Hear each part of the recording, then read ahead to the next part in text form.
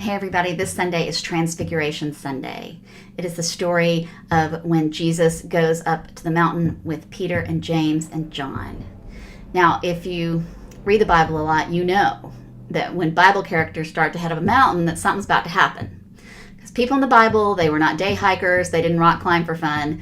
Going up a mountain was serious business. You know that something is going to happen. And part of the reason for that is that is where they could get the closest to God. They literally believed that God dwelled up in the skies, up in the heavens. So how could you get as close as possible to God? Went to the highest point you could find, a mountaintop. And it was one of those thin places for them. It's what Celtic spirituality calls thin places, those spaces and places where the distance between us and God seems to become more thin. So that's what they were doing. They went up a mountain. I'm sure that James and Peter and John were expecting something to happen, but I can't imagine they knew what was going to happen, because they get there and all of a sudden Jesus becomes this shiny, bright being, so bright they can hardly look at him.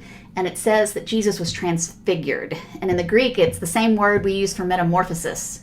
What happens to a caterpillar when they turn into a butterfly? Jesus was metamorphosized right before their eyes, and they have some revelation of who he is. They're the disciples, and they still don't quite get it, but they come to a greater realization of who Jesus really is. And if that wasn't enough, all of a sudden Moses and Elijah show up on either side of Jesus. And as shocking as this was, maybe not entirely unexpected, because Moses and Elijah are the only two people in the Old Testament who don't die. Both of them were taken up into heaven. So everyone expected they'd be back at one time or another, but this still had to be very shocking.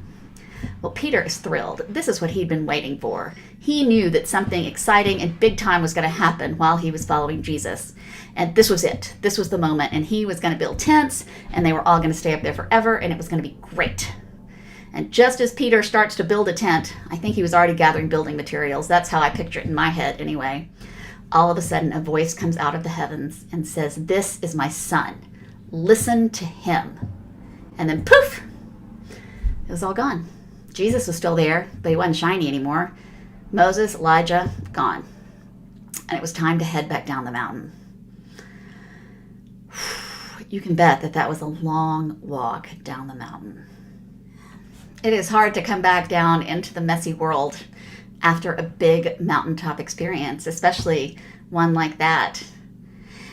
And the words of God, listen to him. I bet they had some time to think about that.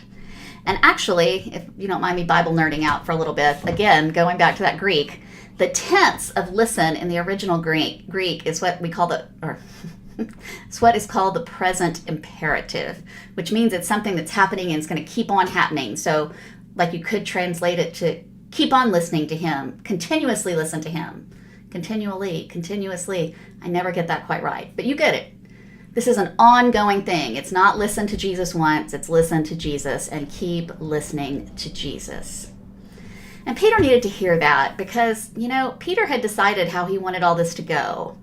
Peter and Jesus actually had an argument right before they went up the mountainside, because Peter was thinking there was going to be great adventure and fame and fortune in following Jesus. And Jesus tells him it's about to get bad, and bad stuff's about to happen. And Peter doesn't want to hear it. So it must have been rattling through Peter's head. Listen to him. Listen to him.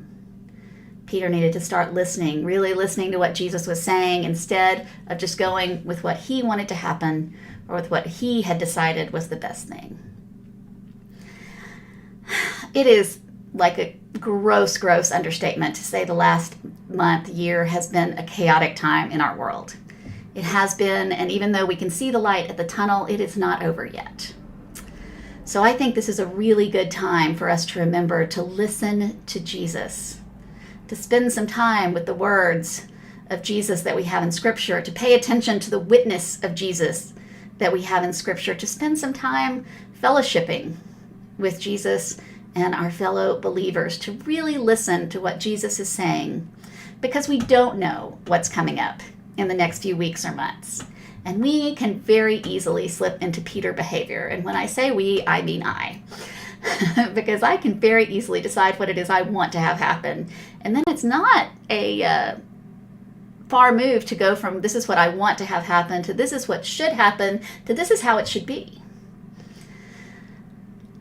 Listen to Jesus. This is my son. Listen to him. And Lent, it's starting on Wednesday. This is a great time to turn our hearts and our minds and our ears to what Jesus is saying to us.